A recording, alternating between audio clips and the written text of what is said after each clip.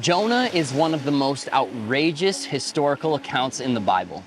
Chances are, if you remember the story of Jonah, you remember it as a children's Sunday school story. Cute little smiling whales and Jonah on a boat.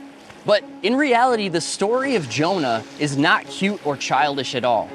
There's men lost at sea, a raging storm, fishermen fearful for their lives, and Jonah yelling and bartering with God.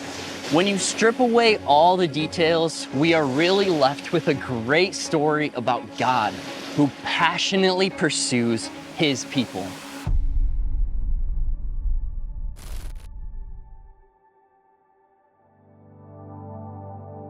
The story of Jonah was believed to have taken place around 750 BC because the Assyrian Empire dominated from about 900 to 600 BC, and the Assyrians were primarily responsible for persecuting the Jewish people, which is why Jonah had a fundamental problem with God's request. God wanted Jonah to go to the capital city of the Assyrian people and actually give them the good news of his love and his patience. And he also wanted to ask them to repent of their wicked ways. Jonah went to seaport in Joppa, which is probably around modern-day Tel Aviv.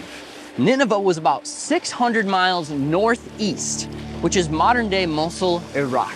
That's where God wanted him to go. But instead, he decided to run away from God and hop on a fisherman's boat and sail to a city called Tarshish, which is modern-day Spain, which is about 2,100 miles west. It's the furthest he could possibly go away from where God wanted him to go.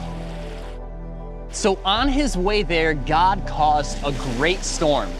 The sailors, who did this for a living, were so afraid because of how fierce the storm was. They threw all the cargo overboard, but to no avail.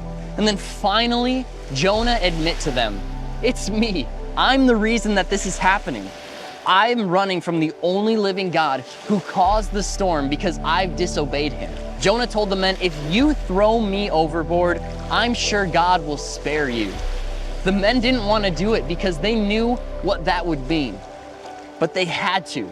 They had no choice. So they threw Jonah overboard. He was in the middle of the sea, waiting to die. God spared the sailors from the storm. But Jonah thought it was the end for him. Little did he know it was only the beginning.